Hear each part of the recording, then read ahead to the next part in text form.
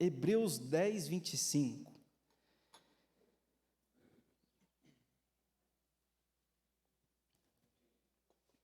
Hebreus 10, 25. Eu vou dar razões para você não faltar ao culto público. Um evento como esse que está acontecendo agora, como acontece à noite, como acontece durante as semanas. Eu vou te dar razões pelas quais você não deve faltar. Espero que com a graça de Deus possa contribuir para a sua presença nos cultos públicos ao nosso Deus. Hebreus 10, 25, já lemos, eu vou repetir a leitura que fizemos nesta manhã. O texto diz: não deixemos de congregar, como é costume de alguns. Então, essa prática de deixar de congregar já é antiga, correto? Lá no tempo bíblico já tinha gente que falava: esse negócio aí precisa não, bobagem. Deixa eu ser crente em casa. Eles não disseram isso porque não tinha. Deixa eu ser crente online. Na época não tinha um online. Se tivesse, poderia ser uma alternativa.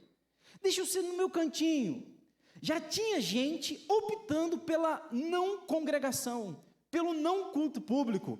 É melhor eu ser crente e ir sozinho. Já tinha gente. Está dizendo que era costume de alguns. Antes, façamos admoestações. Sabe o que é isso aqui? É a gente falar com o outro assim: ô irmão, estou com saudade sua. Ô irmão, vamos para o culto. Ô irmão, espero você. Ô irmão, se você abandonar o culto, você está abandonando o maior privilégio que nós temos de cultuá-lo publicamente. Ô irmão, vem. Ô irmão, pare com esse negócio, você está perdendo o foco. Ô irmão, volte. É um exortando o outro, admoestando o outro, corrigindo o outro, porque nós somos um corpo, uma família. Aí o texto vai dizer: e tanto mais quanto vedes que o dia se aproxima.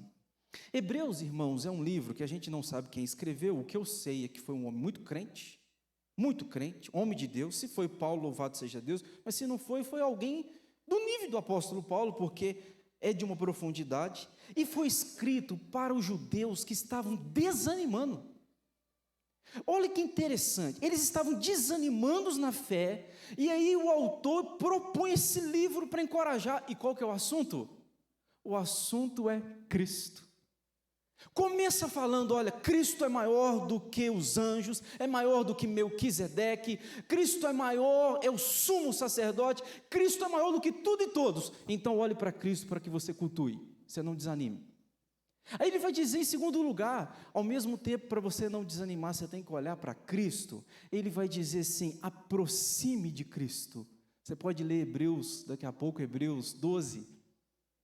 Vai dizer: olhe firmemente para o autor e consumador da nossa fé, se aproxime dele, se relacione com ele, porque quem está longe desanima, mas quem está perto é contagiado pela presença de Cristo.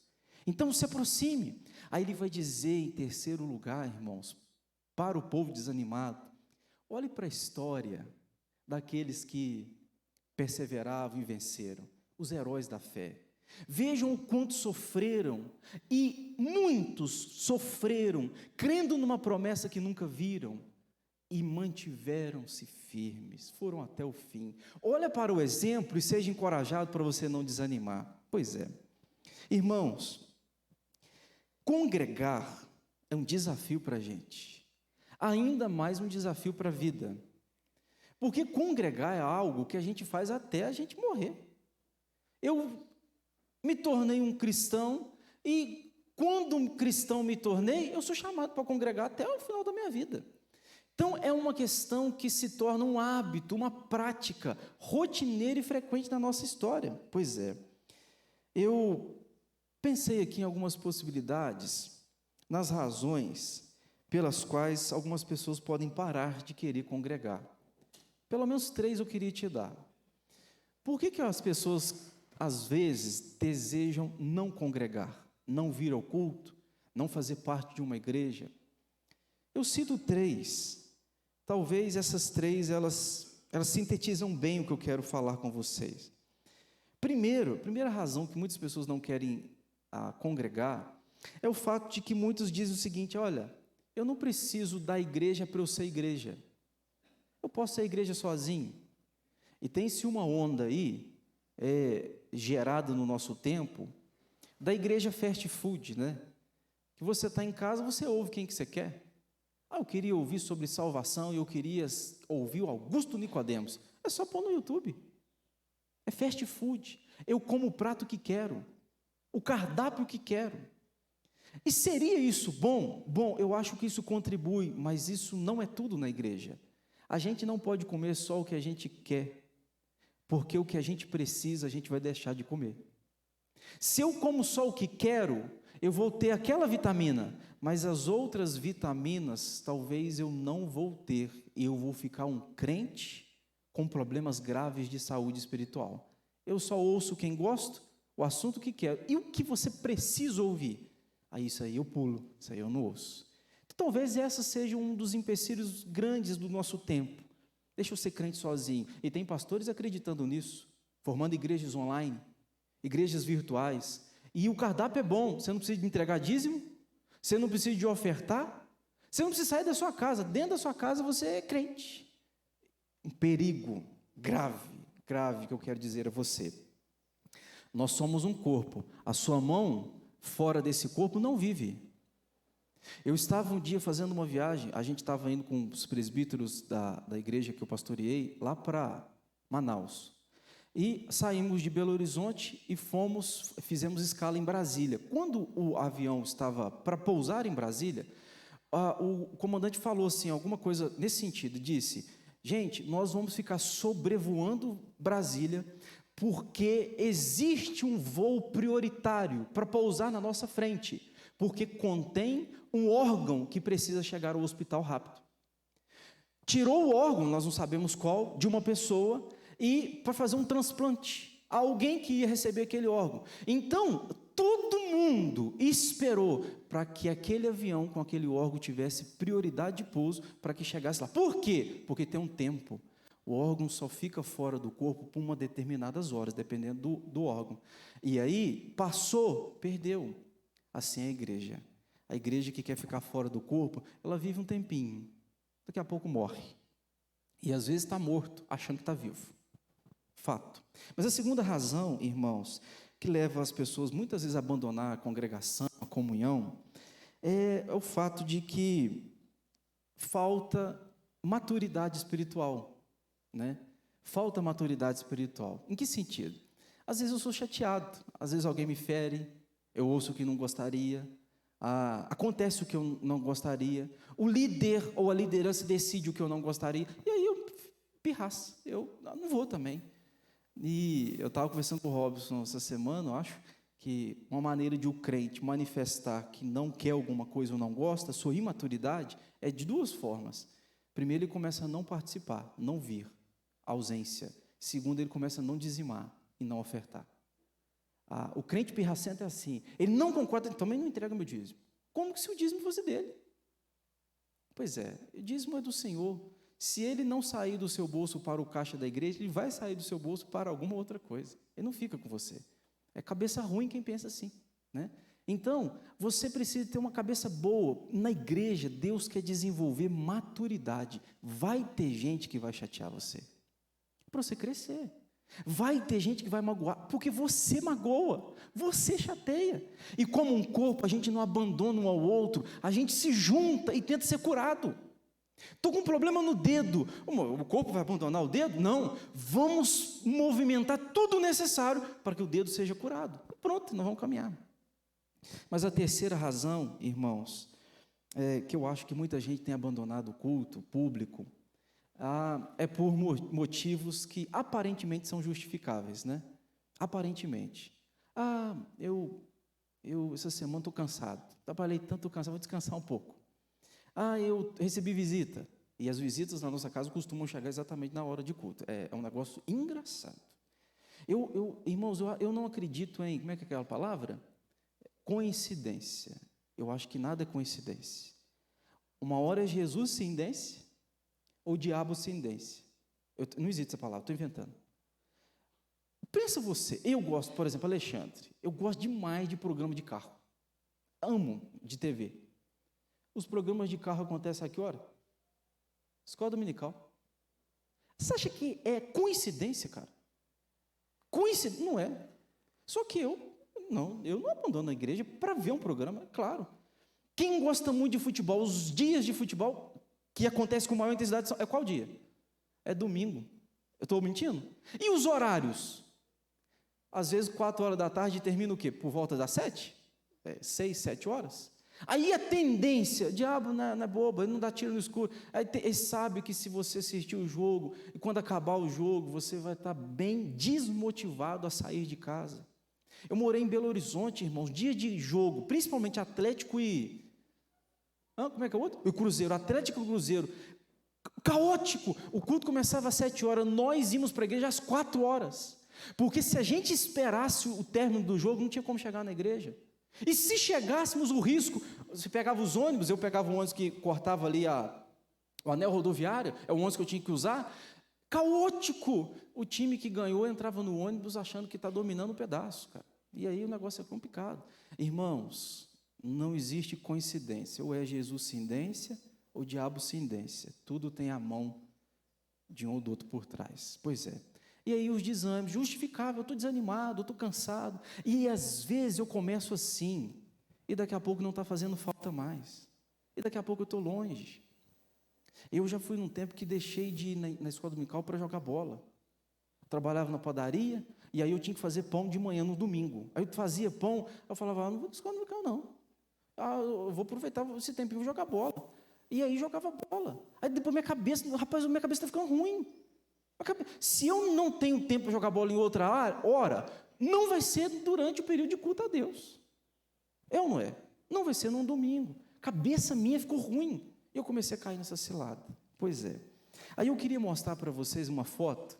Põe aí a foto. Olha que interessante essa foto. Será que Deus abomina alguma reunião? Algum culto? Será que Deus tem desprazer em um culto que oferecemos a Ele? Eu acredito que sim. Essa foto é de uma reunião acontecendo, onde todo mundo praticamente está com o celular na mão, fazendo videochamada com quem não está na reunião. O sujeito pegou o celular e na reunião abandonou quem está ao lado para focar em quem está longe, com o celular na mão. Uma reunião acontecendo. Não é uma foto de um culto público, é só para ilustrar. Embora eu acho que em alguns momentos em cultos acontece isso aqui. Eu estava pregando na quarta de Jequitibá. Semana retrasada, acho. Que o Ranésio pregou aqui, eu preguei lá. No meio do culto, eu pregando, o celular de uma pessoa tocou. Às vezes acontece de tocar, é verdade? Eu já esqueci, e às vezes é esquecimento mesmo. A gente é ser humano, normal. Mas rapidão, você pegou lá e... Irmão, você sabe o que aconteceu no culto?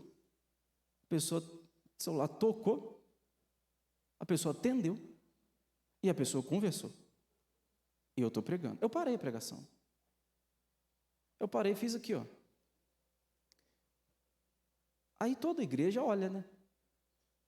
Eu esperei, eu falei, vou esperar, eu estou atrapalhando a senhora, olhei, ela estava sentada mais ou menos assim, perto da Karine, assim, eu falei assim, eu vou esperar, porque às vezes eu estou atrapalhando a senhora, deve ser muito importante, deve ser mais importante que Deus, então eu tenho que respeitar.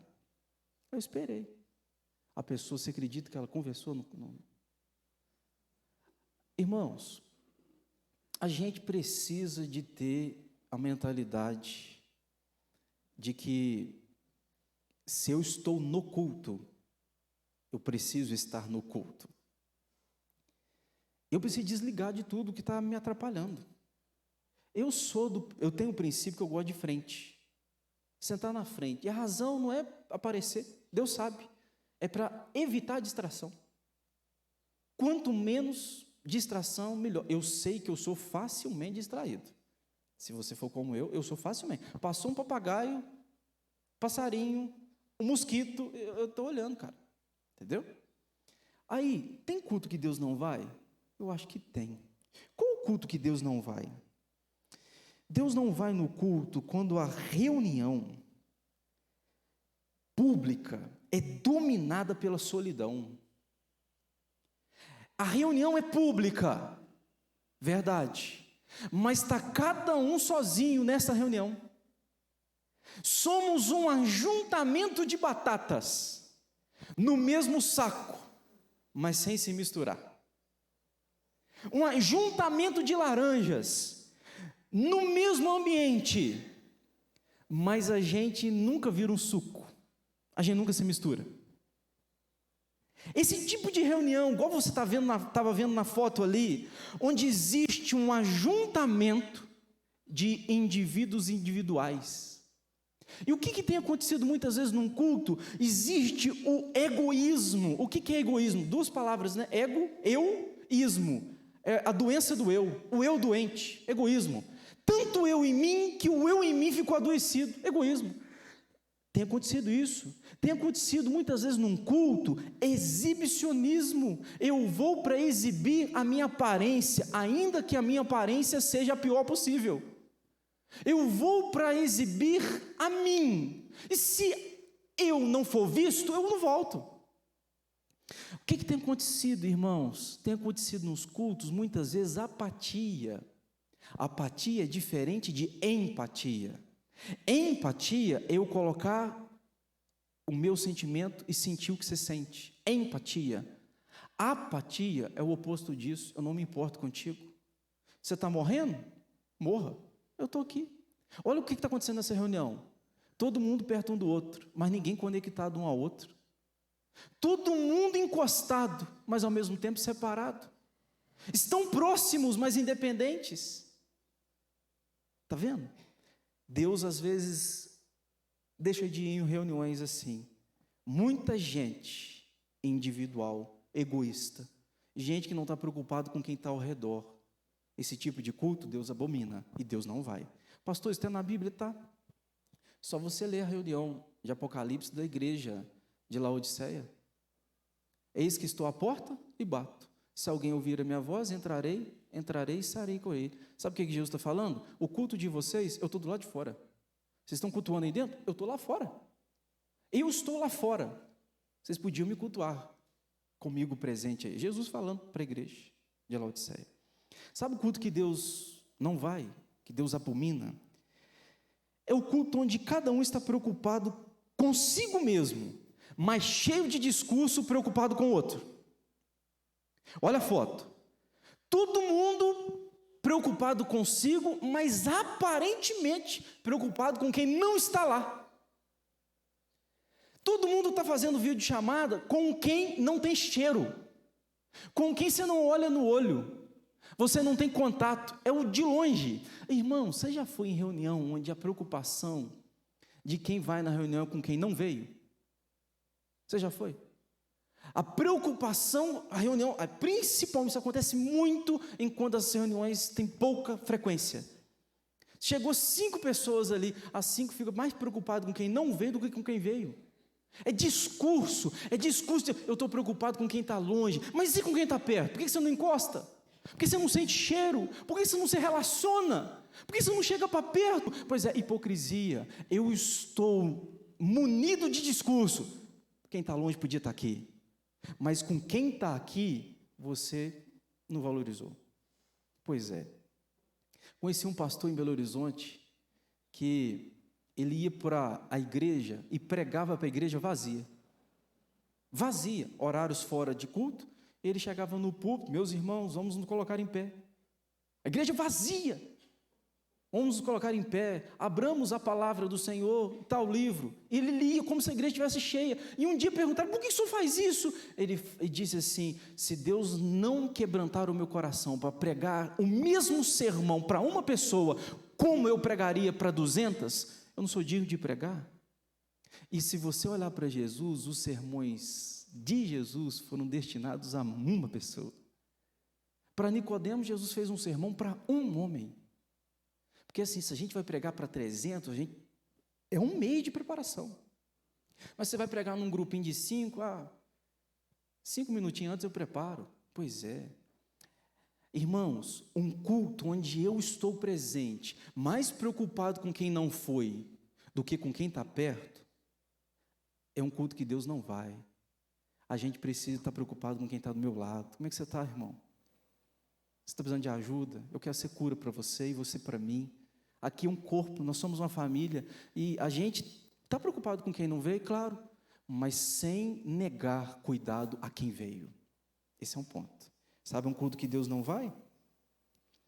Onde esse ajuntamento é de gente que está disposta a promover a autoimagem e não a imagem do alto. Entendeu a diferença? A autoimagem minha e não a imagem do alto, do céu, de Cristo. Num culto a gente tem que entender que vai ter um apenas que vai aparecer. E é Jesus. Se nesse culto apareceu alguém que não é Cristo, está errado. É Cristo que é aquele que vai ser promovido. Não que Cristo seria maior se eu promovê-lo, entende? A gente glorifica a Jesus, mas a Jesus não vai ser mais glorificado do que ele já é. É apenas uma forma de expressar. Porque Cristo já está glorificado no ápice, no topo. Nada que a gente faça acrescente a glória dele. Ele já é tudo, pois é. Mas eu reconheço isso, glorificando, honrando. Então, num culto onde você vê todo mundo reunido assim, ó, mas todo mundo desconectado um do outro, é uma reunião onde Cristo abomina. Eu imagino que ele não vai. Agora eu tenho uma boa notícia, né? A Cláudia leu aqui, Mateus, onde a Bíblia diz, se 2 ou 3 estiverem reunidos em meu nome, o que Jesus disse? Ali eu vou estar presente. Agora é todo mundo que vem para o culto, que tem essa motivação de reunir em nome dele? Não é todo mundo. Agora, se aqui nós somos 100, mais ou menos, imagino, se dos 100 que vieram, pelo menos 2 ou 3 vieram com este bom propósito, Cristo está presente. E acaba que toda a congregação ganha com isso. Você entendeu? Se pelo menos 2, tomara que, oxalá, que sejamos a maioria de nós, venhamos com a motivação correta. Pois é, mas se 2 só tiver com a motivação certa, o Senhor está presente. Ele prometeu. Louvado seja o Senhor. Aí eu vou te dar algumas razões, elas são rápidas. Razões para você, e quem puder aí, Renata, colocar o texto bíblico para mim. Razões para você não abandonar o culto público. Primeiro, o culto é uma convocação divina e pactual. Vamos ler Salmo 50, versículo 5? Se a Renata conseguir jogar na tela ali, vai ser top. Senão, a gente abre. Salmo 50, versículo 5. A gente lê juntos. Vamos lá, está na tela, ó. Vamos ler juntos? O texto diz, congregai os meus santos, os que comigo fizeram aliança por meio de sacrifícios. Vou te dar a primeira razão para você não faltar de um culto público. A primeira é essa. O culto é uma convocação divina e pactual. Deus que fez o pacto, a aliança conosco, falou, vocês que têm pacto comigo, congregai, reunir, ajuntai, venham. É uma questão de obediência a esse Deus que tem uma aliança comigo e com você. Portanto, quando eu deixo de participar, eu estou quebrando a aliança, eu estou quebrando o pacto, eu estou desobedecendo a ordem. A ordem é, congregai os meus santos, vocês que fizeram comigo a aliança, congregai. Pois é, essa é a primeira razão que eu queria dar a vocês. A Bíblia diz em João 14, 21, aquele que tem os meus mandamentos e os guarda, esse é o que me ama. Aquele que tem os mandamentos e os guarda, esse é que me ama. Vou te dar a segunda razão, Salmo 119, 4. Segunda razão, Salmo 119, 4. Olha o texto. Razão para você não deixar de cultuar ao Senhor. Achou aí, Renata? Tu ordenaste os teus mandamentos para que os cumpramos à risca. A segunda razão para você não abandonar o culto é essa. Segundo, escute. Deus não muda o seu padrão. Deus não muda o seu padrão. Qual que é o padrão? O padrão de Deus é que a gente o cultue com perfeição. Inalcançável, mas desejável para nós. O padrão de Deus não muda. E às vezes eu tento mudar. Deus, eu vou reunir em casa, eu estou ouvindo o Hernandes, eu estou participando da 8ª igreja online, da igreja de Pinheiros online, eu estou participando dessas igrejas, eu sou crente de lá. Irmão, não tem jeito, o padrão de Deus é único, você tem que congregar, você tem que obedecer, esse padrão vai ser até a volta de Cristo, é imutável. Essa é a segunda razão. Agora a terceira, escute aqui, Lamentações 1:4. Se a gente conseguir pôr na tela, eu queria que você lesse esse texto comigo. Lamentações 1:4.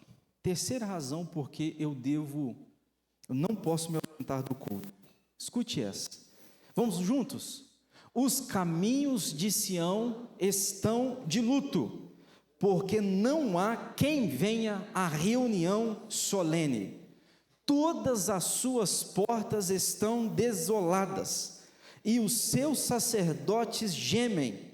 As suas virgens estão tristes, e ela mesma se acha em amargura. Olha o que o texto está dizendo, a terceira razão para você não faltar ao culto. Faltar ao culto deve ser motivo de tristeza e angústia. Faltar ao culto deve ser motivo de tristeza e angústia. O texto diz que os caminhos de Sião estão de luto, porque não há quem venha à reunião solene. Às vezes a gente fica triste, né? Tantas coisas, mas não por ausentar. Eu já faltei de culto, e se você for como eu fico às vezes num lugar onde eu estou, pensando o que está acontecendo no culto.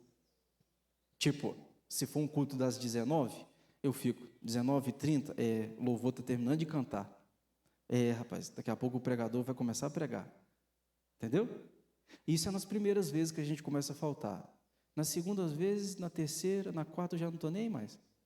Na quinta, não é preciso.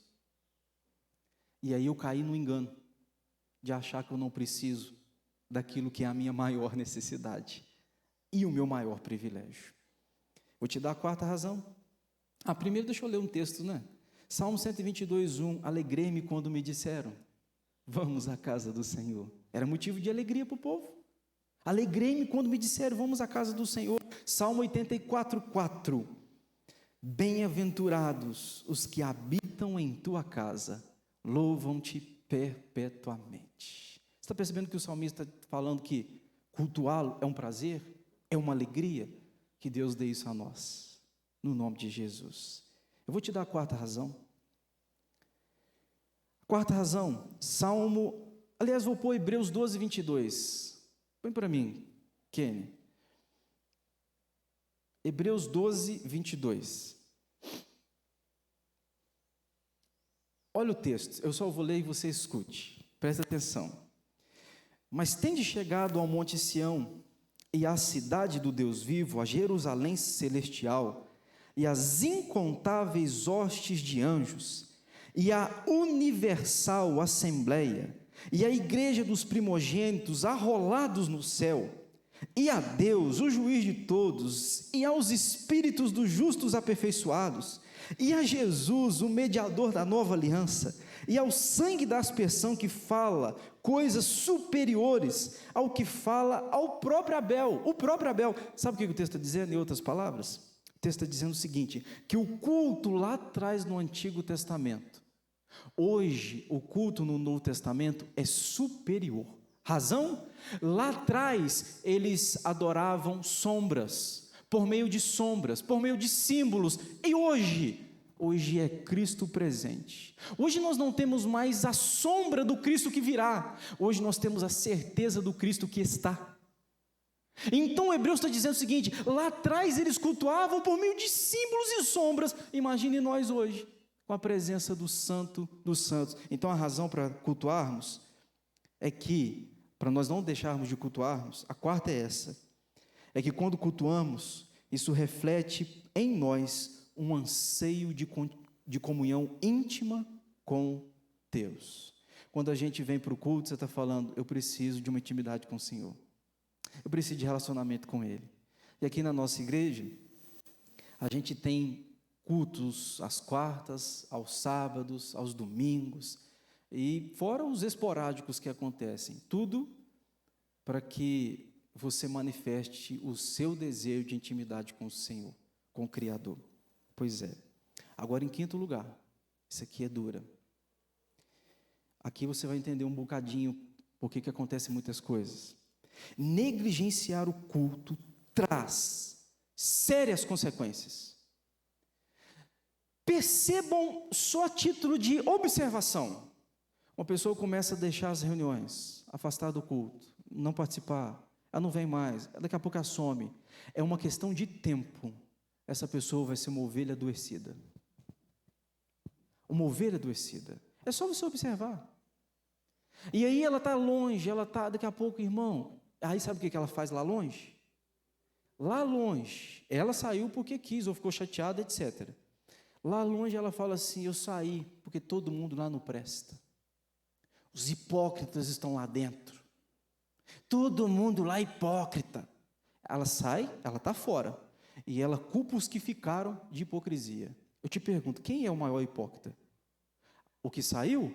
Ou o que ficou e suportou as acusações, suportou as dores, suportou as mágoas?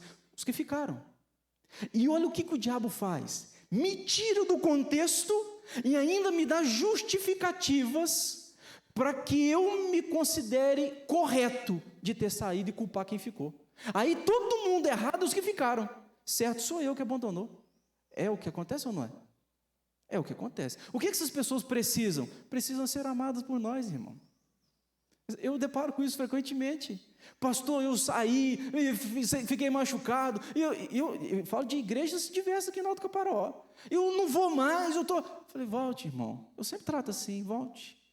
O Senhor Jesus nunca abandonou a igreja por causa do que a igreja faz. Então não me dá o direito de abandoná-la. Feridos? Poderia contar para você feridas abertas, fechadas, que eu tenho muitas, como você tem. Mas abandonar a igreja, principalmente eu. Eu sou fiel de igreja. Minha vida, se você tirar a igreja da minha vida, eu não sei onde existe minha vida. Eu vivi minha adolescência na igreja, minha juventude na igreja. Eu casei fruto da igreja, patroa minha era da igreja. Eu fui para o seminário porque a igreja enviou, as mãos de muitas pessoas me abençoaram no seminário, muitas pessoas, o dízimo do povo de Deus me abençoou lá, a oferta do povo de Deus me abençoou. Então tira a igreja da minha vida, o cara tirou a minha vida. Eu sou fiel de igreja, não tem jeito. Pois é.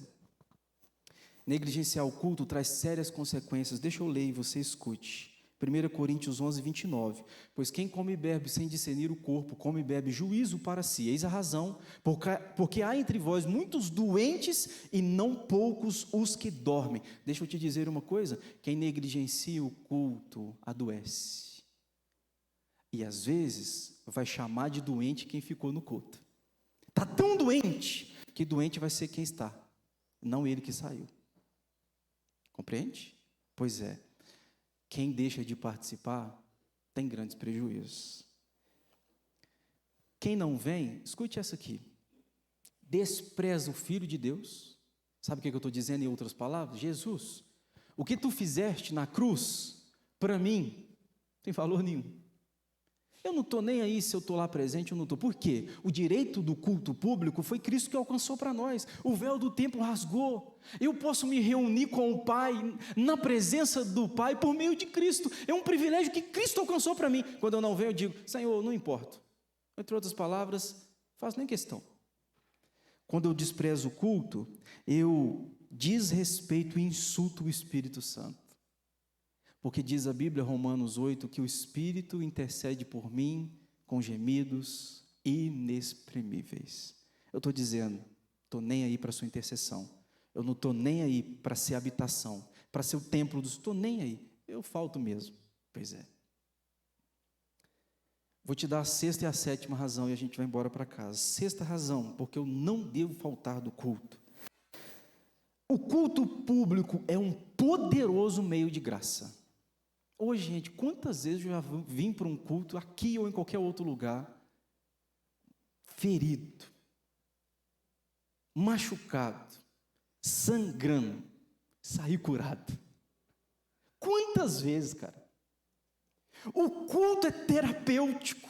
O culto é o maior e melhor e gratuito remédio que nós temos. Gratuito. Quando eu venho para o culto, às vezes eu chego murcho, miúdo, mas eu saio daqui com a fé renovada, um ânimo renovado, um entusiasmo, Deus dentro de mim, ainda mais com fervor, eu saio empolgado. Entra de um jeito, mas nunca sai do mesmo jeito que entrou. Quantas vezes eu já fui pregar, eu poderia dar esse aqui testemunho, dor de cabeça, eu tenho muita dor de cabeça. Eu estava no Afonso essa semana pagando, com a dor de cabeça, pagando a conta. A menina falou, está tudo bem? Eu falei, está tudo bem, minha cabeça que está, eu estou sentindo meu coração bater aqui na sobrancelha. Aí ela falou assim, eu nunca senti dor de cabeça. Ela falou comigo, eu falei, agradece a Deus. Se você não sabe o que é isso, agradece a Deus, porque eu sei o que é isso. E de pirona, irmão, minha casa não pode faltar. Não pode. A Kézia trabalhar na farmácia, sabe que a de pirona lá em casa é a rodo.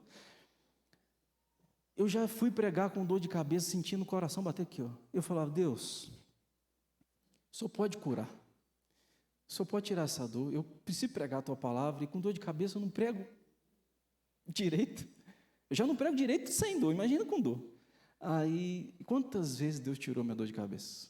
Ih, rapaz, às vezes aqui, às vezes dor em outro lugar no corpo, quantas vezes?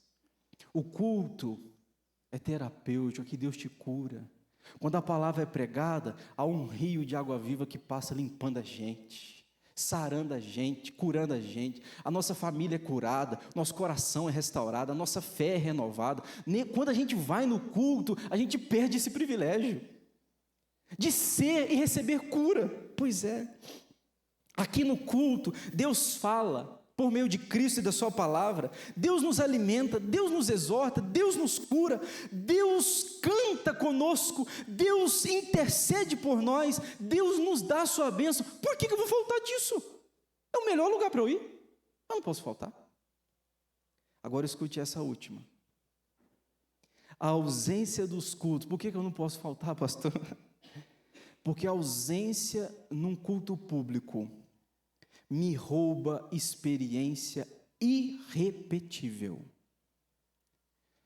Para te explicar, deixa eu argumentar. Todo culto é um encontro público com Deus irrepetível.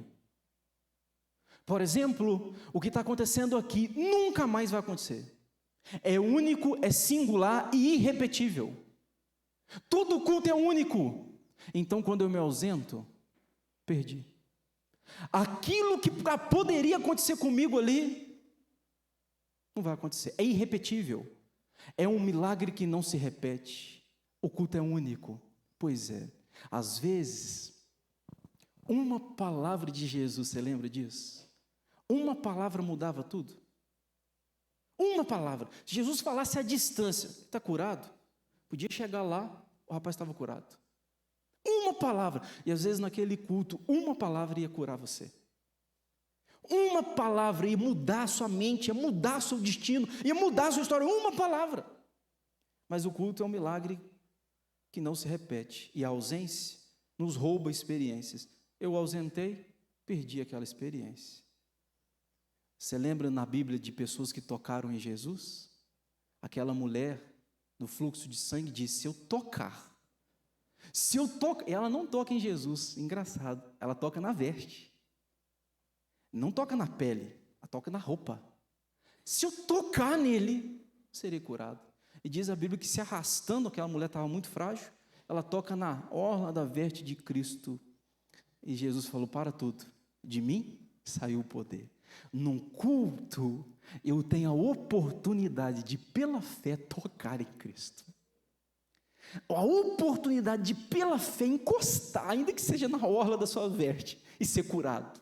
Minha família ser transformada, minha alma ser restaurada, eu receber algo que ninguém, em nenhum outro lugar pode me dar, só no culto eu recebo.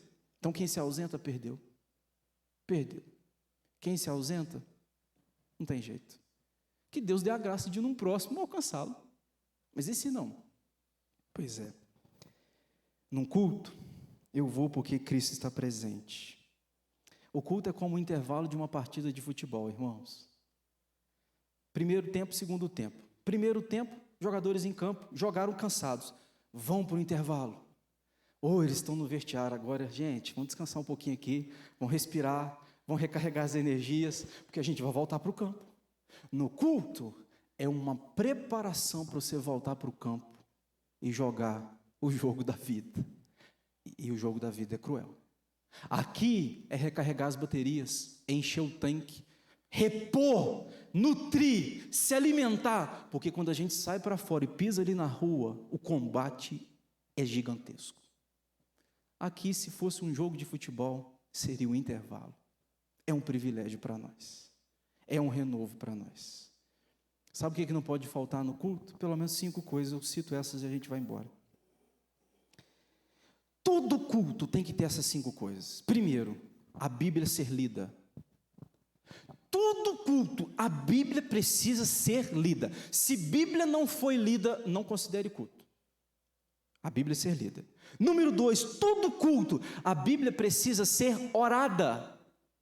As orações, elas precisam ser bíblicas. As orações não podem fugir da Bíblia. As orações têm que ser bíblicas. Todo culto tem que ter a Bíblia falada ou lida. Segundo, a Bíblia orada. Terceiro, todo culto tem que ter a Bíblia cantada. A gente não pode cantar qualquer coisa, a gente tem que cantar o que a Bíblia diz para a gente cantar. Tem que condizer, se não for literal as Escrituras, tem que estar de acordo com toda a Escritura.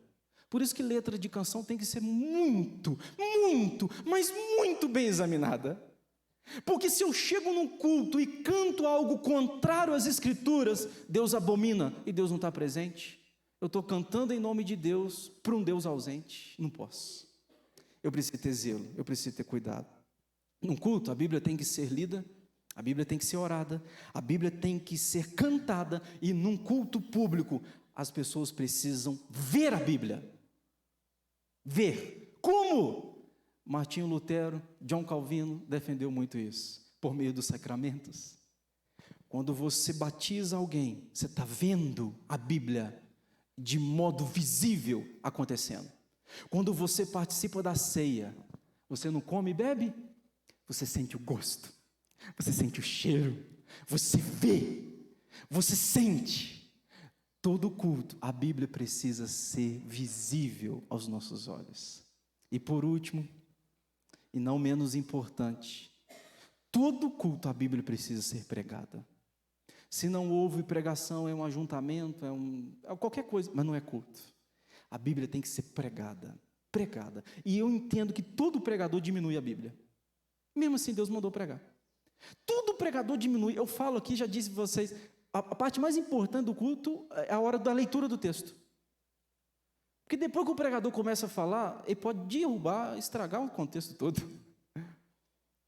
Porque toda vez que eu estou tentando expor para você alguma verdade bíblica, é sujeito a erros e falhas, porque eu sou homem pecador. Então todo pregador diminui as Escrituras, mas mesmo assim Deus falou, pregue. Então o pregador chega humildemente falando, gente, a Bíblia está aberta, eu vou tentar explicar alguma coisa, tirar alguma dúvida, ajudar em algum sentido, mas a Bíblia precisa ser pregada. Todo culto, a Bíblia precisa ser lida, orada, cantada, vista e pregada. Que Deus não permita que nós nos afastemos desse ambiente tão curador. Ambiente que sara a gente. Me fere. Vai para o mundo, que você vai ver o que é ferida de verdade. Vamos ficar em pé?